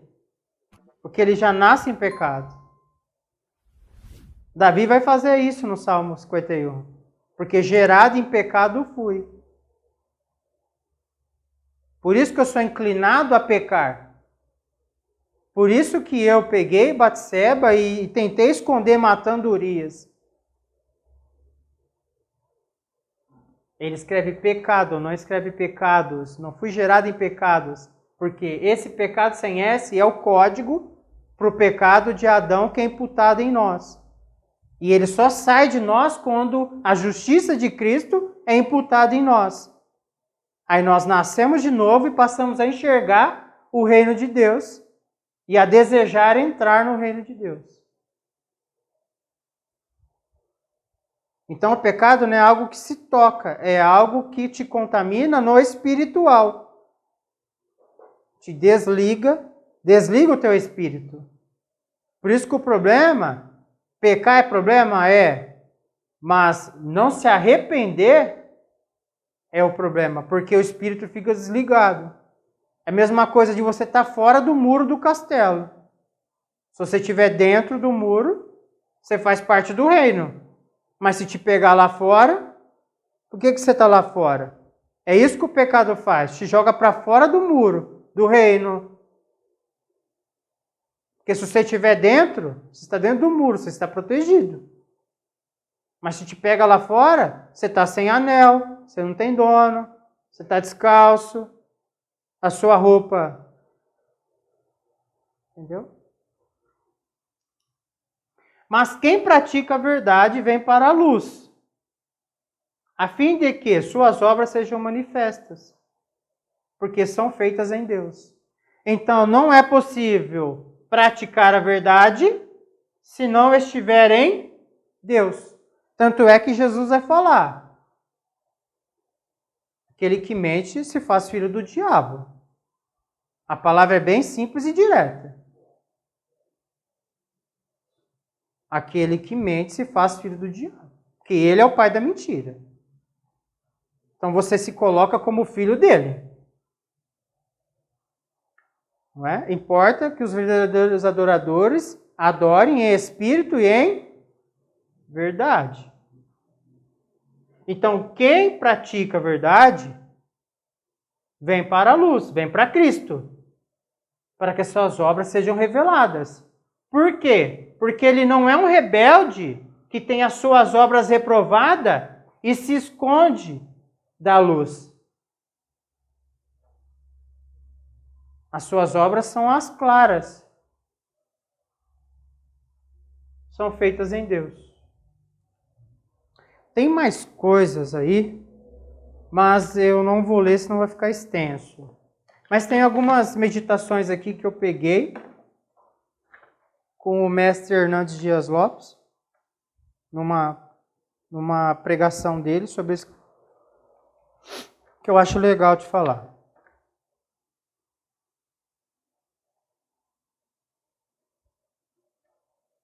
Sem novo nascimento, você não é salvo. Sem novo nascimento, você não entra no céu. Só uma fé intelectual ou emocional não é o suficiente, que é o caso de Nicodemos.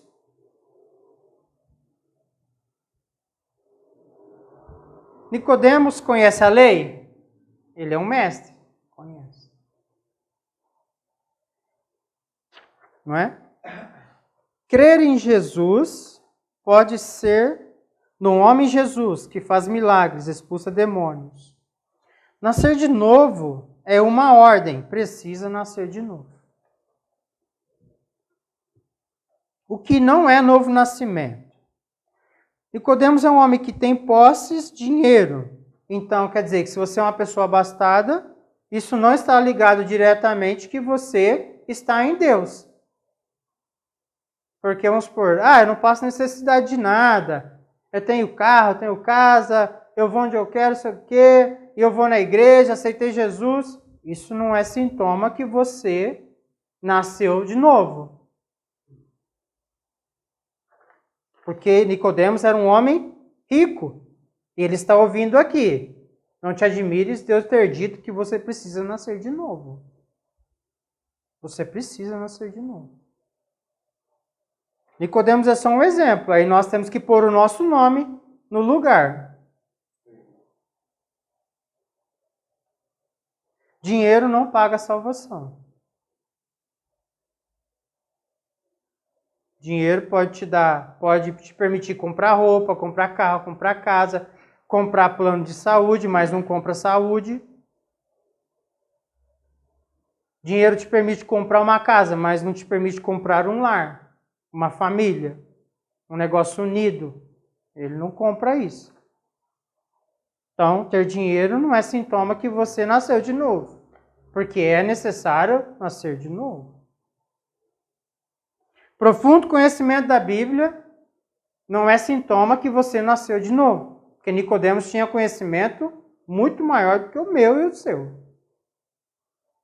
Porque ele era um membro do Sinédrio, eles eram mestres. Então, conhecimento bíblico não é sintoma que você nasceu de novo. Estar todo o culto na igreja. Ofertar, dizimar, não beber, não fumar, não ir em casa de prostituição, não trair sua esposa. E aí vai a lista. Não é sintoma que você nasceu de novo. Porque Nicodemos era um religioso. Fariseu tinha que jejuar 2 vezes por semana. Fariseu tinha que dar esmola. Fariseu tinha que fazer todos os rituais de oração. Fariseu tinha que conhecer a lei como a palma da mão. E ele estava no membro do Sinédrio. Então, tudo ele fazia. E ele ouviu de Jesus que não te admires, que é necessário você nascer de novo, Nicodemos.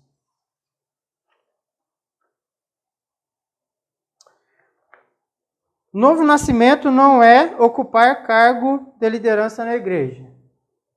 Não é porque tu se tornou pastor, um presbítero, um diácono, um evangelista, um missionário, que é um sintoma certeiro que você nasceu de novo. Pode ser que você seja um pastor, um evangelista, um presbítero, um diácono, um reverendo, um bispo, e você ainda não nasceu de novo. Não está ligado diretamente a isso, porque Nicodemos tem posição religiosa na sociedade. Sim, ele tem cargo, ele tem dinheiro, ele tem respeito. As pessoas pedem oração para ele. As pessoas veem ele orando, veem ele jejuando. E ele ouviu de Jesus. É necessário nascer de novo, Nicodemos. É necessário você nascer de novo. É necessário você ser regenerado. Você não é um amontoado de carne, você é um espírito. Seu espírito está desligado. Se você morrer com o espírito desligado, tu é órfão. Não tem quem te recebe do outro lado, não.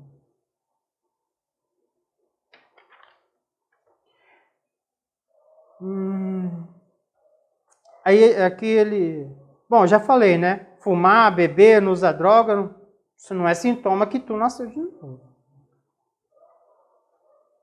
Pode ser que você nasceu de novo, graças a Deus, mas isso não é diretamente, a equação não é diretamente. Porque Nicodemos é um homem, não é? De linha na sociedade ali. Um fariseu, não tem o que falar de um fariseu. Olhando o seu andar, olhando o seu agir, olhando o seu testemunho. E ele ouviu de Jesus. É necessário você nascer de novo. Acabou ouvindo isso. Ser filho de crente, ser filho de pastor, ser filho de qualquer cargo na igreja não te faz nascer já com esse requisito que você já nasceu, você já entrou no reino de Deus. Seu pai pode ser pastor, seu pai pode ser bispo, seu pai pode ser presbítero, diácono. Você precisa aceitar Jesus, você precisa entrar na caminhada, você precisa nascer de novo. Precisa nascer da água e do Espírito e entrar no reino. Não é porque você é filho que você já está no reino, não. Abre teu olho. Não é essa conta, não. Porque todo mundo que nasce e recebe a imputação do pecado de Adão. Já nasce em desobediência. Não precisa nascer de novo para ver o reino, nascer da água do Espírito e entrar no reino e se manter dentro até a morte. Não é só entrar e sair, entrar e sair, entrar e sair. Porque se tu morrer pro lado de fora do reino, não vira nada você um dia ter estado dentro do reino. Você precisa entrar e se manter dentro. Lembra da parábola do servo vigilante? Estais de lombo cingido, lombo, região lombar, roupas em posição de prontidão e a candeia acesa. Precisa continuar dentro. Todo o tempo. Tanto é que essa palavra é tão oportuna que Jesus fala, qual que é o servo que vai estar pronto para que quando o Senhor bater no portão, já abrir para entrar. Quer dizer que ele está para o lado de dentro, não está para o lado de fora. Servo vigilante não está para o lado de fora, está para o lado de dentro. Está dentro do reino, está se mantendo dentro do reino. Está vendo por que nós precisamos dos outros conhecimentos? Porque tudo forma uma base para... Eles se amarram na hora que você começa a conversar. Novo nascimento é algo radicalmente novo, não é? Porque quem nasce da carne é carne. Quem nasce do Espírito é Espírito. Quer dizer, quando você nasce do seu pai, é semente de carne. Não é? Seu pai é carne. Então é a semente dele que gerou a sua carne que você habita. Então, quando você nasceu, seu espírito nasceu desligado. Por que nasceu desligado? Por conta do pecado de Adão que é imputado. Mas quando você aceita Cristo, a justiça de Cristo é imputada em você, então seu espírito é regenerado, porque você precisa ter convicção que você é espírito. E espírito é gerado por espírito. Então, por isso que todo que é nascido da carne é carne, e todo que é nascido do espírito é espírito. Você não pode continuar na condição carnal. Você tem que passar para a condição espiritual. E a condição carnal é a condição para se nascer. Não vem de outra forma. Cristo não veio em carne, mas o seu espírito é o Espírito de Deus. Mas ele precisava vir em semelhança, senão não paga a minha dívida.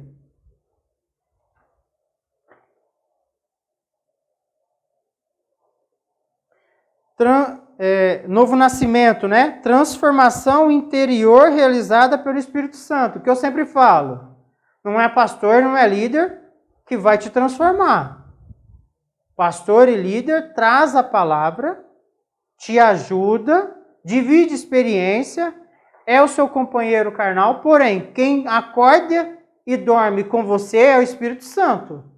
É ele quem tem o poder de te constranger para você não ficar pecando os mesmos pecados que você tinha antes de acertar Cristo.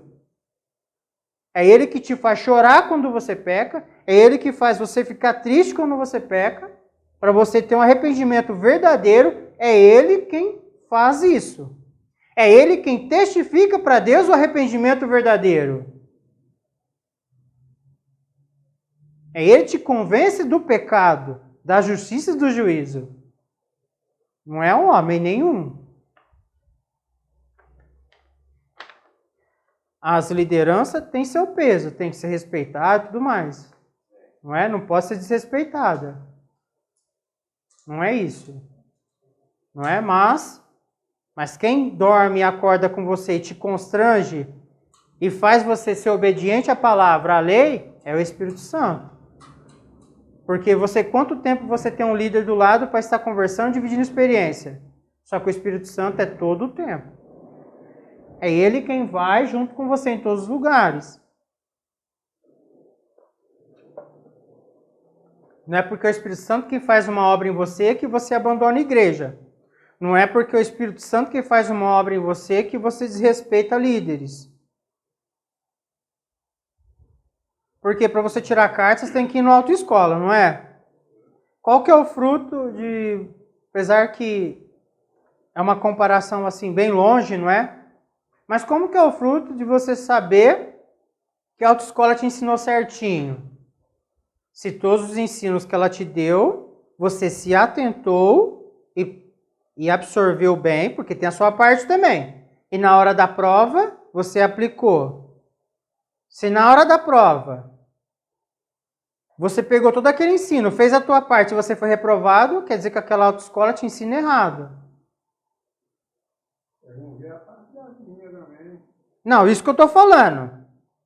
Se a autoescola me deu um ensino e eu fiz a minha parte, comi, mastiguei aquele ensino e fui para a prova e fui reprovado, quer dizer que aí o erro está em quem me ensinou.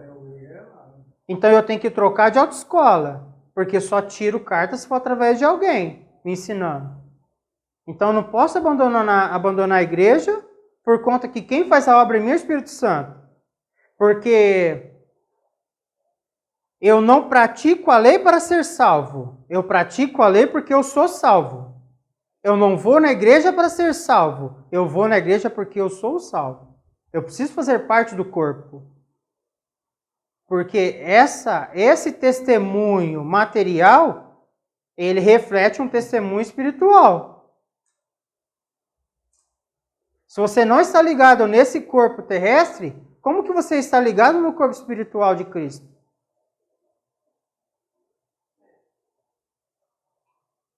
Vai me dizer que nenhuma igreja se encaixa na sua personalidade. Agora, é o exemplo da autoescola. Você vai querer uma autoescola que te ensina errado, que bate no seu ombrinho e não te corrige, e deixa para você ver lá na hora da prova que você vai ser reprovado?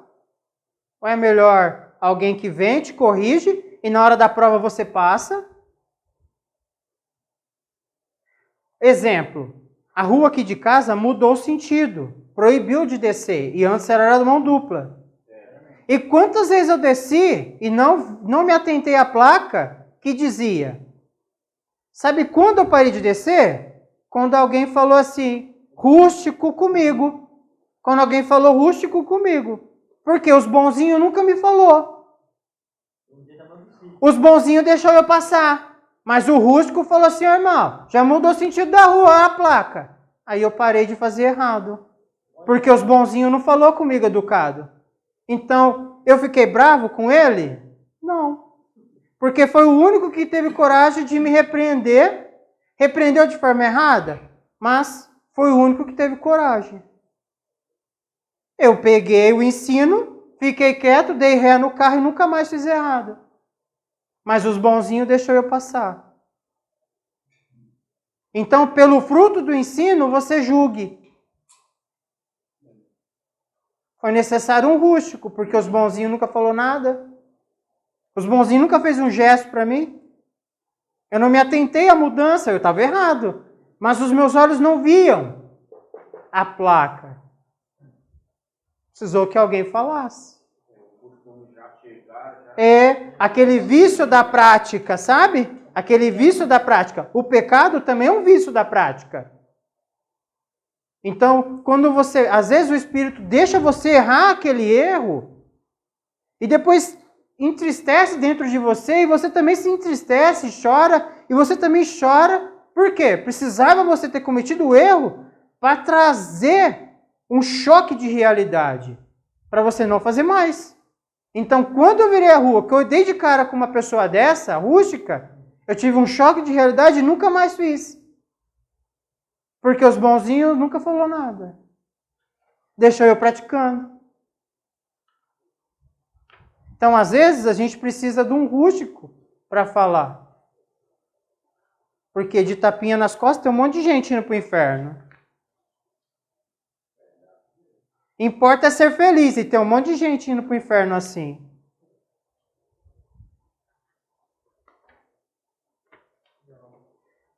Não é? O novo nascimento não é? É uma obra livre, soberana, misteriosa do Espírito Santo. Porque ninguém explica como que você deixa de ser inclinado para o pecado, deixa de ser inclinado a fazer coisa errada. E às vezes é assim, ó. De uma hora para outra já é uma mudança muito grande. Eu digo que todo amor, ele é provado. Um dia, o amor por Cristo, ele é provado. Mas Deus não prova quem não pode suportar. É mais ou menos assim. A mulher começa a namorar. E o namoro é mil maravilha. Dá roupa, leva para passear. Tá com vontade de comer o quê, bem? Compra. Namoro é aquela mil maravilha. Mais ou menos assim. Aceitou Cristo, aquele primeiro impacto da paixão, aquele, né? Nossa, mil maravilha. Anda até na pontinha do pé de tão leve que fica no primeiro momento. Aí começa a caminhar. Aí chega um dia assim no relacionamento que aí não dá mais para comprar os lanches que comprava antes, não dá mais para comprar a quantidade de roupa que comprava antes, não dá mais para ir no lugar que ia antes. E todo o conforto vai embora. Aí chega a hora da prova do amor. Você vai continuar comigo ou vai me largar? Porque quem me ama aborrece a sua carne. Quem me ama, não, Cristo vai falar, né? Quem me ama não me deixa só porque está num aperto. Quem me ama não me deixa só porque um parente morreu. Quem me ama não me deixa porque não faz o que gosta, não trabalha no que gosta. Porque paixão é isso. Paixão é esse fogo que quando chega a hora da prova, porque a hora da prova chega, mais cedo ou mais tarde chega. Para cada um chega de um jeito, viu? Porque é mais ou menos assim. Para Abraão, eu acho que na época, não sei se era Abraão ainda, Abraão já. Para Abraão, o momento da prova do amor chegou. Abraão, pega teu filho e sacrifica no monte que eu vou te mostrar. Para Abraão chegou desse jeito. Tanto é que quando ele levanta para sacrificar o menino, aí o anjo, que é interpretado ali como uma teofania de Cristo, o anjo fala assim, não faça mal ao menino, porque agora eu sei que tu me amas. Porque ele sacrificou no coração primeiro, antes de baixar o cutelo. É mais ou menos assim. Primeiro concebe a justiça no coração. Coração poético, coração de fato, mente, alma. Tu sacrificou na alma, tu sacrificou aqui, ó. Aí, na hora que ia sacrificar o menino, não faça mal ao menino, que agora eu sei que tu me amas. Por quê? Porque ele já tinha matado o menino aqui, ó. Então, dava tempo de parar a mão dele. Deus sabe tudo, parou a mão dele. Não faça mal ao menino, que agora eu sei que você me ama. Então, para Abraão chegou com a morte do filho. Ele sacrificou o filho na mente dele. Só não sacrificou o verdadeiro. Porque ele fez todo o trajeto com o menino, pôs o menino no altar e Deus quietinho, olhando. Então, Jesus foi 40 dias no deserto ser provado. Para quê? Para dar exemplo para nós. Agora, quem passa uma caminhada cristã e morre e nunca foi provado seu amor, olha, eu tenho minhas dúvidas se realmente amou. Porque ficar com uma pessoa quando nada falta é fácil. É fácil amar alguém que te dá todos os prazeres. Eu quero ver você amar alguém que você sofre para continuar com ele. O amor por Cristo é esse amor. Você sofre por ter se declarado a ele, por ter declarado fidelidade a ele, você sofre. Porque se você não tivesse declarado, você não sofria.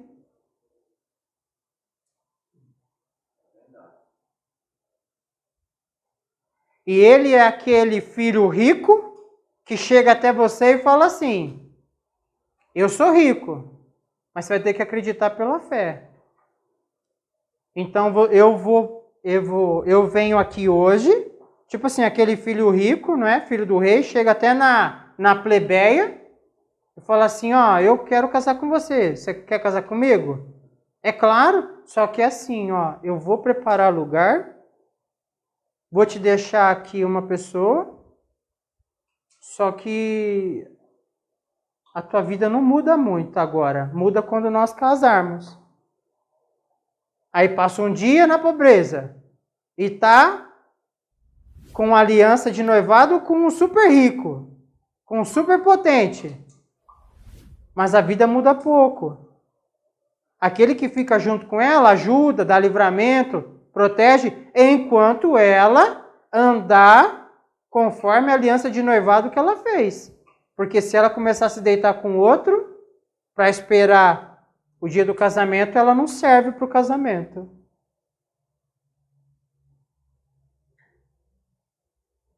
E aí passa um dia, passa um mês, passa um ano, passa 2, passa uma década, esse casamento não chega.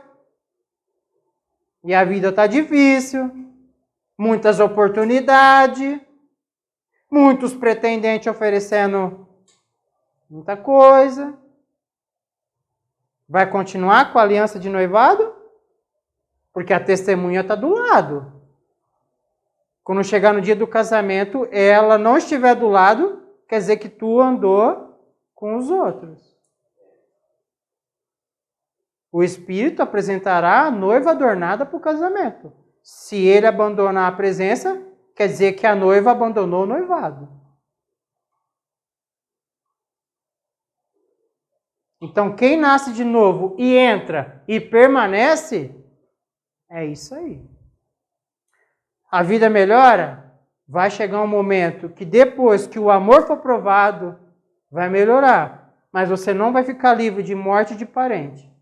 Você não vai ficar livre de morte de filho. Você não vai ficar livre de acidente. Você não vai ficar livre de um monte de coisa que pode vir. Em cada pessoa acontece uma coisa. Cada um, ó, a digital na mão é diferente. Cada um tem uma herança de iniquidade diferente. Cada um tem uma inclinação diferente. Então o amor vai ser provado é aqui, ó, na antiga prática. O que você praticava bastante antes? Não é? Paulo vai falar, o que bebia não bebe mais. O que prostituía não prostitui mais. O que rouba não rouba mais. É nisso aí que vai ser provado. Amém?